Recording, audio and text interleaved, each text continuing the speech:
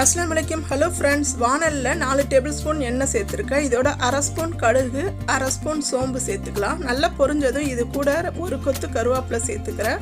இதோட 7-8 பல்லு பூண்டு தட்டி வச்சுருக்கேன், அதையும் சேர்த்துக்கிறேன். அரை வெங்காயம் போல் கட் பண்ணி வச்சுருக்கேன், அதையும் சேர்த்து நல்லா பொன்னிறமாகிற வரைக்கும் வதக்கிக்கலாம்.